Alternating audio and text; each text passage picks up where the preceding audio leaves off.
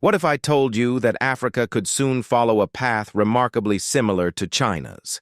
Not Europe's, not America's, but China's, a country that rose from the depths of famine, poverty, and colonization to become a global industrial powerhouse.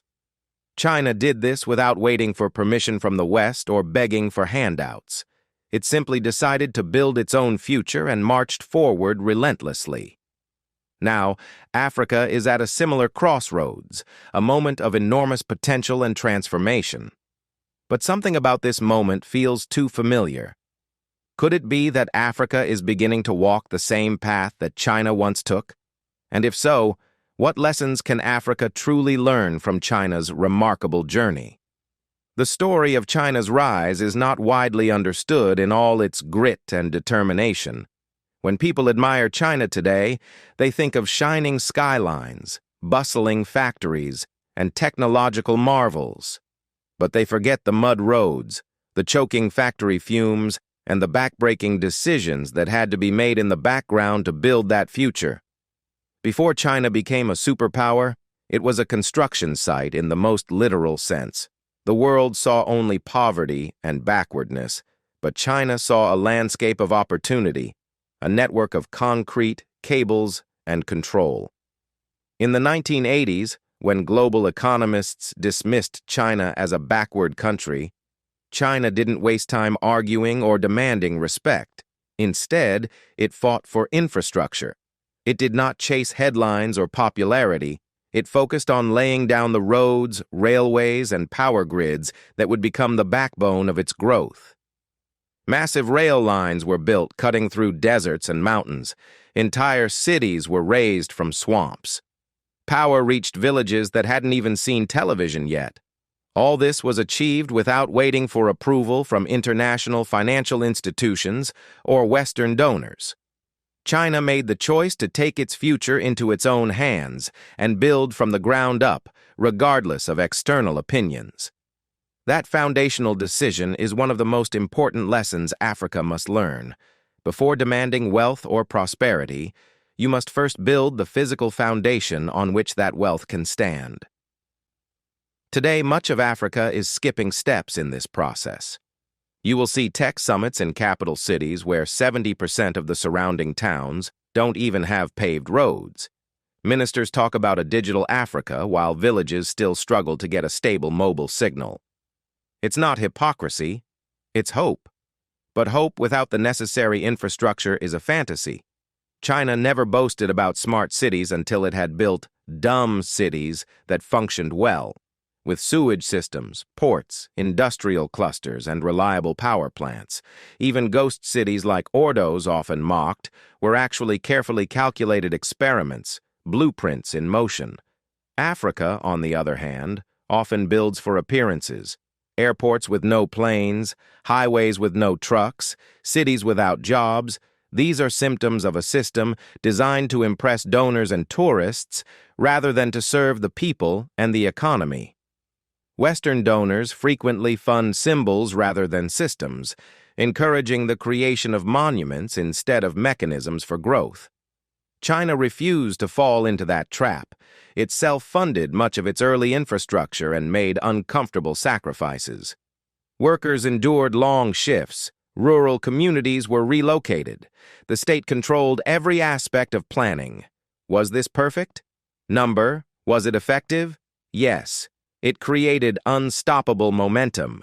China chose to build first and trust that wealth would follow, and it did. Consider Ethiopia, one of the few African countries actively trying to emulate China's model. The Addis-Djibouti Railway, built with Chinese assistance, was designed to be the beginning of an industrial belt in Ethiopia.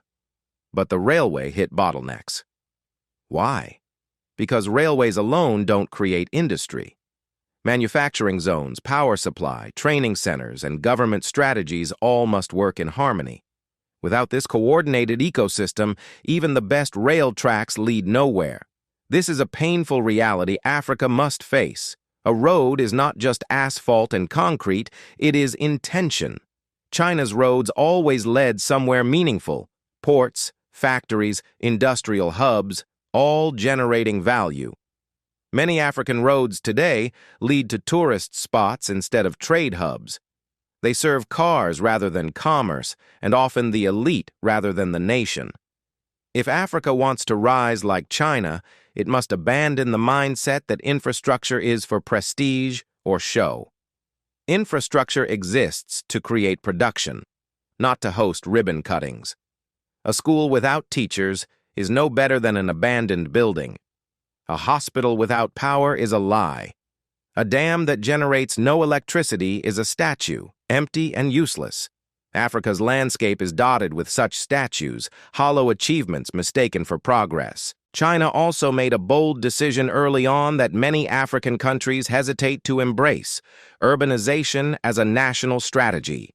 Rather than fearing slums and rural migration, China absorbed rural populations into planned cities connected by railways, supplied by logistics networks, and employed by factories. Africa today still clings to rural romanticism, but the future is urban, digital, and industrial. Villages matter, yes, but without vibrant cities to drive the economy, the country stalls. This doesn't mean Africa must copy every brick China laid, but it must understand the logic, the sequence, and the timing. China didn't wait for democracy or foreign investors. It built its future on its own terms, betting on itself. That is the road Africa must take, the road of no return. Build so much, connect so widely, and plan so far ahead that the system cannot collapse, even if a politician changes. What does this mean in practical terms? Power grids must come before data plans. Transport corridors must connect trade routes, not just cities.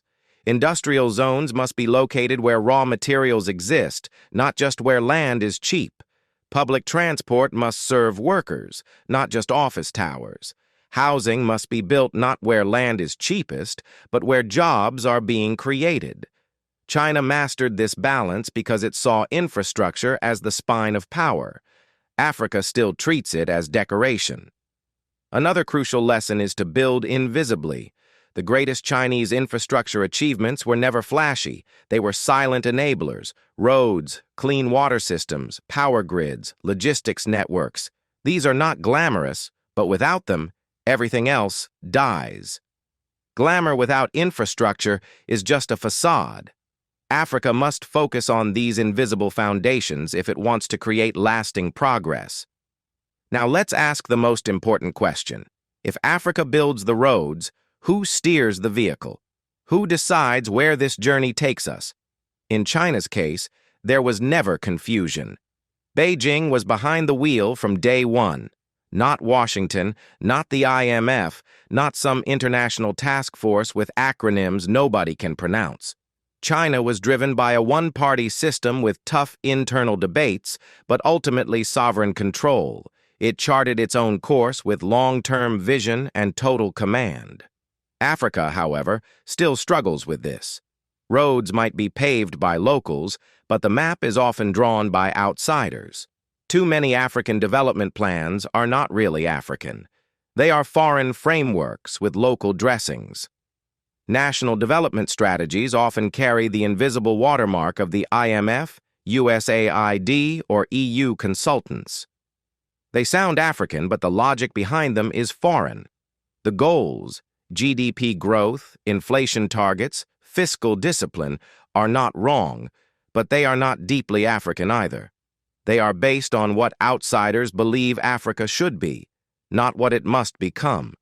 This is where China broke all the rules in the 1980s and 1990s. Western institutions warned against central planning, state-owned enterprises, and currency controls. But China ignored those warnings. It kept control of its markets, protected its industries, and only opened up when it was ready. It created state-owned enterprises that served national priorities, not foreign investors. Africa, meanwhile, is still told that state control is inefficient, even as Western countries continue to subsidize their farmers and tech sectors with billions. Why is Africa still told to let go of the steering wheel? Because whoever controls the steering wheel controls the destination.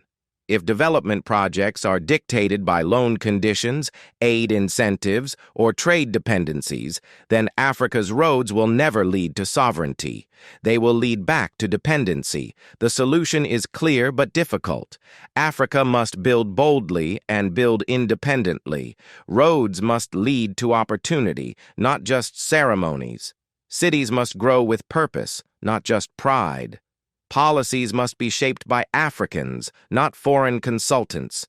The future must be designed in Africa, by Africa, for Africa. China's path was hard and painful. It demanded sacrifices, long hours, and often harsh state control. But it was their path. Africa must do the same. No shortcuts, no compromises, no begging for permission, just vision, power, and belief. Africa is entering a new era, one filled with promise and potential. It is the moment to build not just monuments, but systems, to create infrastructure that supports growth, to make strategic choices about urbanization, industrialization, and sovereignty. If Africa can learn from China's determination and self-belief, it can break free from cycles of dependency and chart its own irreversible course toward prosperity. This is Africa's new dawn. The road ahead is challenging, but it is ours to build and to steer. It is time to rise with boldness, clarity, and purpose, the way China did, but with African creativity and spirit. This is the future of the continent. This is the revolution of infrastructure, sovereignty, and power. This is the dawn of Africa's new era.